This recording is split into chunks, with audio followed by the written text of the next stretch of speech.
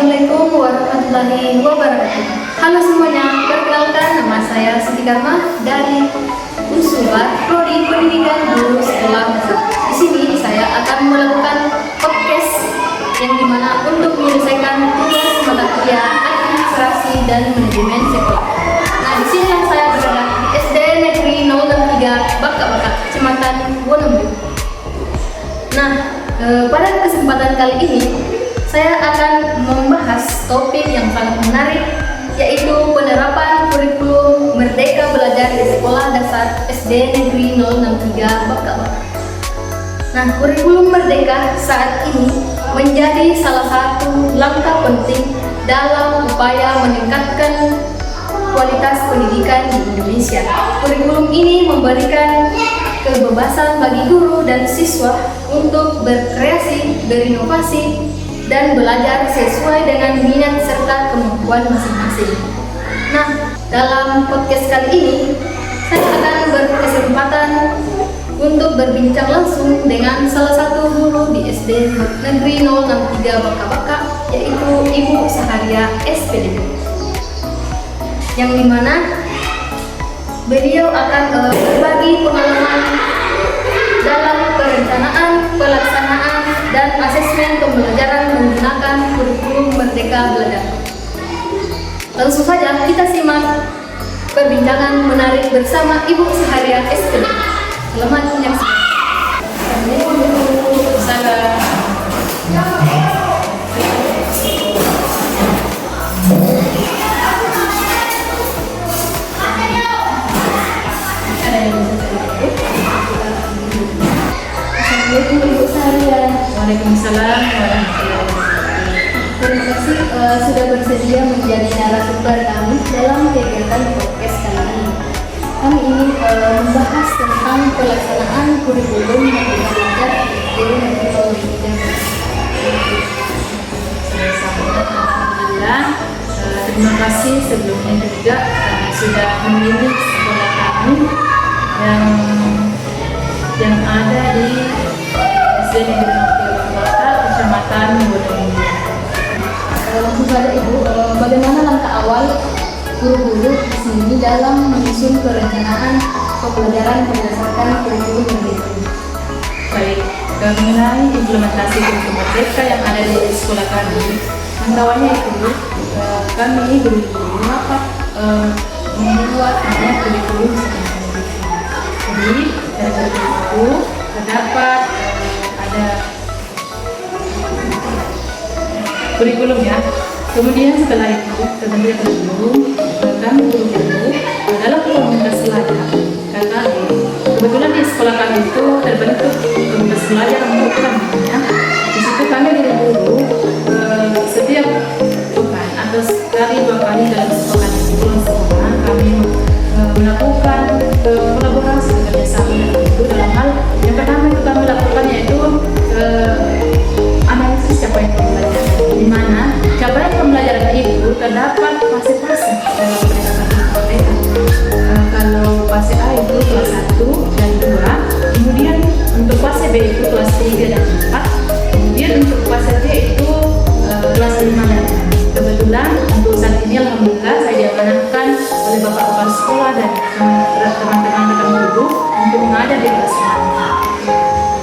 Setelah capaian pembelajaran dianalisis, kami juga kemudian selanjutnya analisis alur tujuan pembelajaran, kemudian kami menyusun tujuan pembelajaran berdasarkan hasil observasi atau teks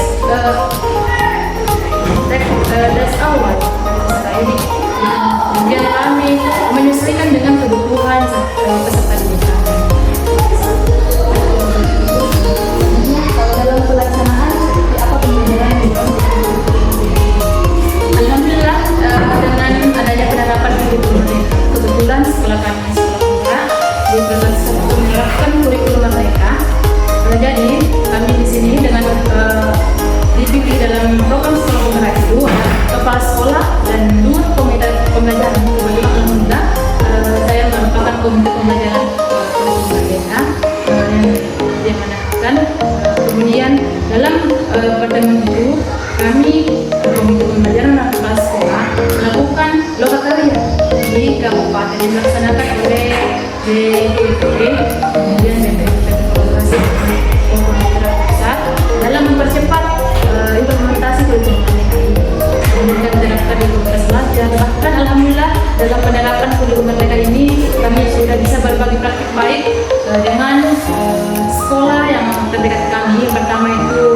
SD 037 Butraka, SD 055 Magelang, kemudian SD Banung Baru ada di dekat sini. Kemudian untuk itu dengan adanya penerapan kurikulum Merdeka ini, alhamdulillah peserta didik kami bisa belajar dengan baik. Kemudian kami sebagai guru bisa memfasilitasi peserta didik menyesuaikan kebutuhannya, kebutuhan belajarnya, kemudian gaya belajarnya, sehingga tujuan pembelajaran pada saat pembelajaran itu tercapai. Terus bagaimana dengan sistem pembelajaran? Apakah masih sama guru yang terus?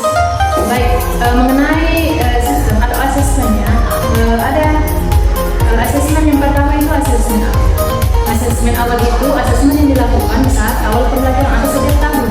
Jadi asesmen awal itu dilakukan di semua mata pelajaran, sehingga kami sebagai guru dapat mengetahui, memahami karakteristik gaya belajar, kemudian apa kesukaan peserta didik, sehingga kami bisa menyesuaikan metode pembelajaran yang kami rancang bersama.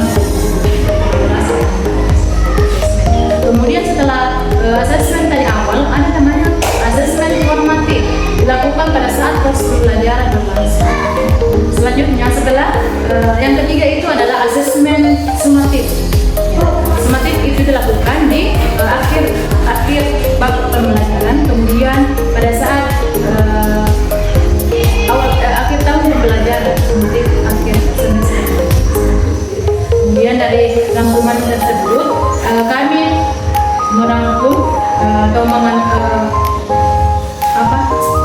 dari 20%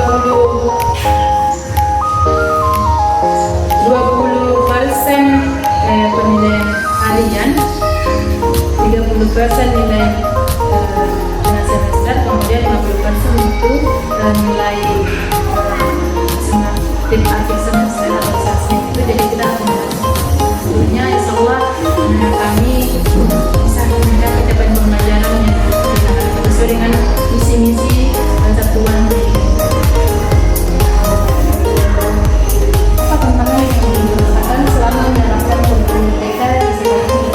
Ya, Masya Allah, untuk tantangan itu sendiri, yang pertama itu terbatasnya sarana dan prasarana.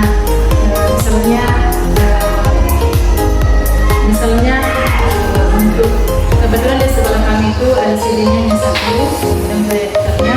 Dengan adanya penerapan ini, implementasi kurikulum Merdeka ini, kami mengikuti pelatihan, kami bisa berbagi praktik lain dengan rekan guru di sekolah.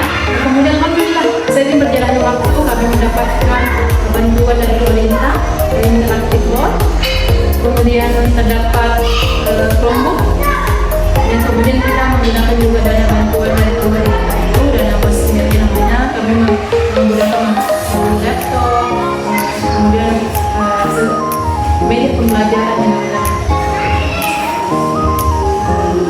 Selanjutnya, apakah dapat ikut terhadap penerapan kurikulum Merdeka di sekolah? Insya Allah dengan adanya harapan kami di sekolah, kami bisa menyesuaikan atau merancang pembelajaran sesuai dengan minat bakat peserta didik, sehingga dengan adanya penerapan implementasi kurikulum Merdeka ini, peserta didik dapat belajar sepanjang hayat, kemudian dia memiliki karakter yang baik, kemudian prestasi yang gemilang, kemudian sesuai dengan visi-misi satuan pendidikan kami. Terima kasih banyak kepada ibu sekalian atas waktu dan penjelasan yang sangat bermanfaat.